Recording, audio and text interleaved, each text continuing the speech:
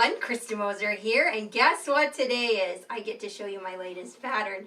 This is fresh fruit. So what you see here, this cheerful, very summery quilt with the fruit blocks. I've been working on this for a very long time, so I'm really thrilled to finally be able to show you. We're a little early for next season, but I'm looking forward to doing a sew-along or a quilt along with this one as well. So what we have are watermelon and strawberries, there's limes and oranges, we've got lemons, and there are grapes here and here. Every block is made twice, so it's somewhat of a sampler or like a block of the month. There are 6 different blocks, and you make each one twice. And then there are background fill-in blocks, what you see here, plus your white background area. So I thought I'd show you how to make one of the blocks, the citrus block. I'll use some orange to make an orange block, and then I'll show you how to do the background blocks as well. So this whole pattern is designed around the large ruler. So this is the 60-degree diamond ruler by Creative Grids. The large size, that's mainly to make the background blocks. You can do all of the fruit, just the fruit, with the mini ruler. So if that's something you have, then you could absolutely use it for just the fruit blocks. If you want to do the full-size quilt with the background blocks, then you would use the large. So that's the one I'm going to demonstrate with. And here I have 3 different oranges. So I actually curated a bundle of fabric, or a jelly roll bundle of fabric with Kona cotton solids.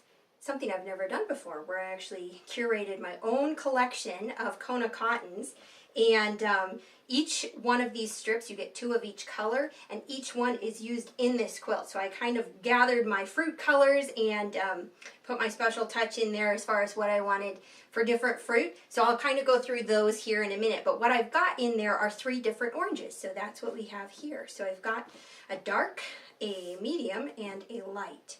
So from your medium one, this is a 2.5-inch strip from that jelly roll, I'm going to cut some triangles. So 2.5-inch triangles here.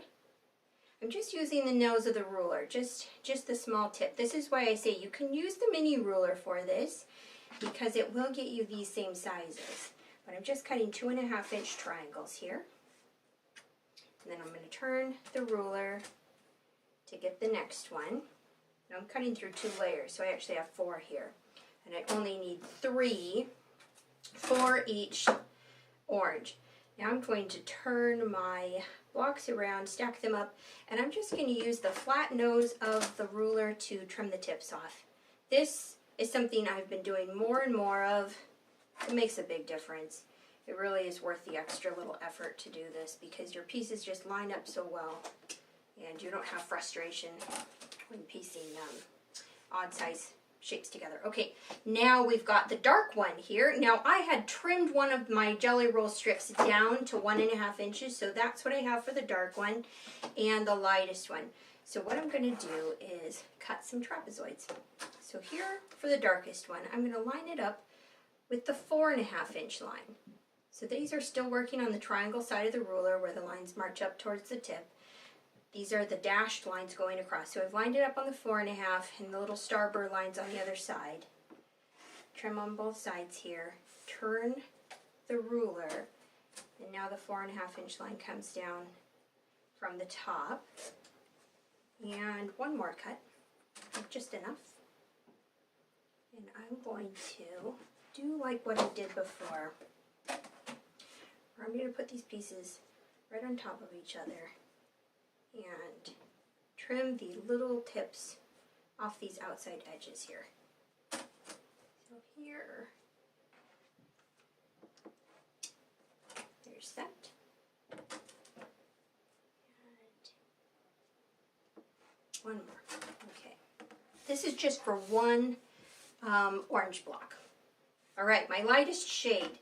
Now this one, it is also trapezoids, but now I'm lining it up on the 3.5-inch. So we started with a 2.5-inch triangle, we'll move to a 3.5-inch trapezoid, and then put the 4.5-inch trapezoid on it to make our little orange slices.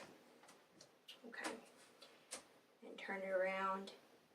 These are the same cuts that are used for the lime block and the lemon block. They're all very similar to each other. Okay. Now,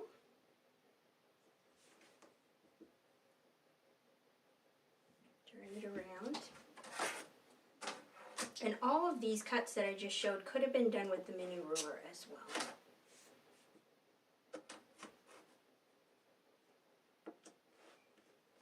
Okay, so here's the way that it's constructed. It's very simple. What you've got, your triangles here, trapezoids, and trapezoids. So what I'm going to do is I'm going to go to the sewing machine and I'm going to sew these two together right here with the seam. Now something that I made notes of in the pattern, here's the pattern you see here, it's a booklet form because this is sort of a bigger pattern, a block of the month style sampler. And so one of the things that I have gone to showing in my patterns a lot more is where the bias and straight of grain edges will fit together best. So you will see under the illustration here on step 9 where I've got this as a straight of grain and so is this. And so putting those two together, you won't have to deal with bias edges and stretching away from straight of grain edges if you put these two together like this. So you're going to sew your seam, and because I went and clipped off all those tips, when I go to sew this, I'll turn this piece over and you have this perfect matchup. You see? No dog ears to measure or work with. You've got these perfect matched flat ends so that you don't have to do any guesswork. Makes for really easy piecing. So you're going to sew these two together. That combination, once sewn, will be something like this. And then you add the bigger one. And there again, the same thing. We've got flat tips out here, so our trapezoid is going to fit on that just perfectly once it's sewn. And that's going to make for really, really flat blocks. So I actually sewed some of those already, and let me show you how they look once they're sewn. So here you have, you're making 3 of each, just like this.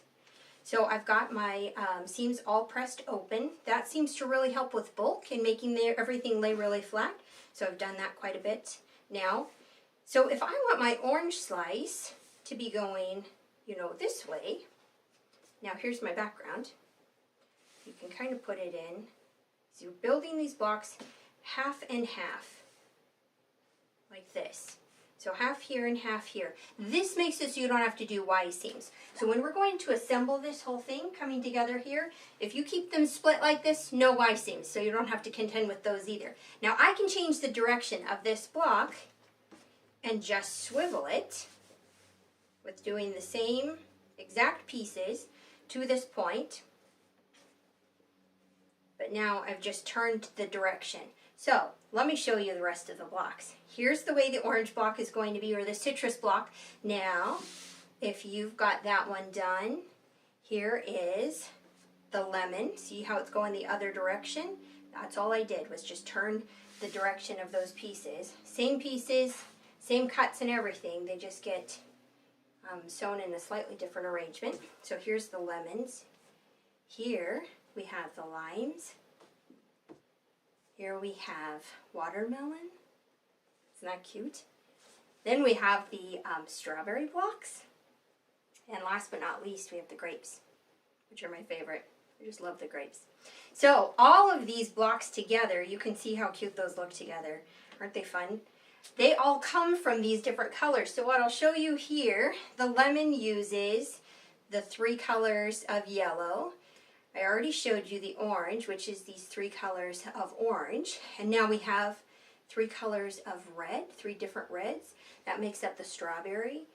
And then here we've got some watermelon-y colors with the green added to it. So there's actually 4 different greens because your lime block uses 3 different greens, and then the watermelon and some of the leaves for the other blocks use the darkest green. Then we've got the grapes that use the 3 different shades of purple. I've got some blue because you need some blue sky when you're having a picnic. And then we've got the 3 greens for the lime block. So there's 2 strips of each one of those in these jelly rolls, and I've got a bunch of them, so you are welcome to them. I'll put a link to these in the description. If you want to make this pattern and use the jelly roll that I curated from Kona Solids, I will provide that. And then last but not least, so this pattern, it actually has 2 layouts. So the layout you see behind me is the full-size one, or the wall hanging This is the lap size one, and then the wall hanging one is just the fruit blocks. It doesn't actually have the background blocks. So here you see it, where it's just the fruit. So in this case, I used a blue as my sashing instead of white like the one behind me, and then just did 2 of each of the fruit blocks so it can make a little kitchen wall hanging or something like that. So a fun second layout. Now, if you wanted to do this one, you could do it with the mini ruler. So you wouldn't need the large ruler for this one.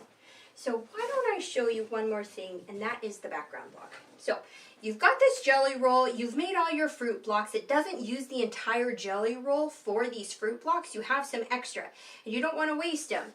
So here is what I thought could be done with those extras,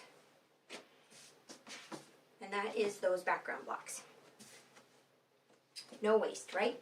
So you've got some extra strips because you have 2 of each. So you sew them together. In this case, I did 2 of my purples together. They're all 2.5-inch strips. And this is how we create these extra sort of fill-in blocks, which are really kind of fun. So here I sewed 2 of my purples together. Now I'm going to take the large ruler and I'm going to line up my 8.5-inch triangle line. So this is the dash line coming across the middle here. And then there's a white dash line here across the top, which would be considered like a 4-inch line. So I'm just going right in between those 2 on either side of my strip set. And now I'm going to cut and take the little tips off here on the outside. Now I'll turn the ruler and do the exact same thing from the other side. Now the 8.5-inch line goes across the top. And I am just going to trim and trim. And I'll continue to do that.